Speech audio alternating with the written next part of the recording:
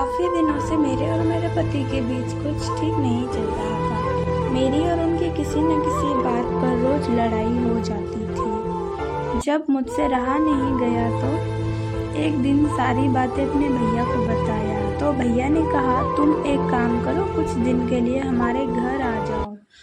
जब तुम दोनों कुछ दिन अलग अलग रहोगे तब दोनों को एक दूसरे की कीमत का एहसास होगा। मैं कुछ दिन के लिए पति का घर छोड़कर मायके आ गई।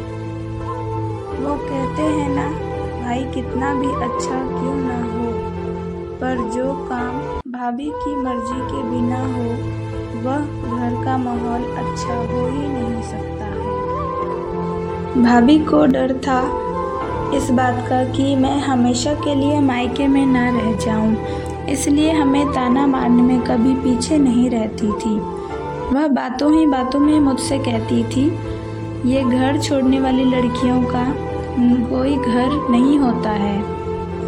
मैं भी भाभी के इशारों को अच्छे से समझने लगी थी। मुझे कुछ दिनों में एहसास हो गया था कि यह मेरा मायका नहीं बल्कि यह अब भाभी का घर हो गया है।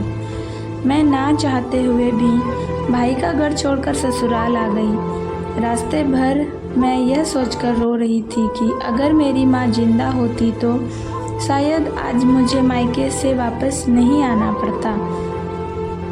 उसके बाद तो मायका सिर्फ भाभी का घर ही हो जाता है।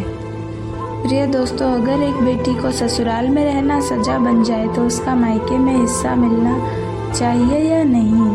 अगर मेरी ये कहानी पसंद आई हो तो प्लीज़ लाइक एंड सब्सक्राइब करें। Thanks for watching.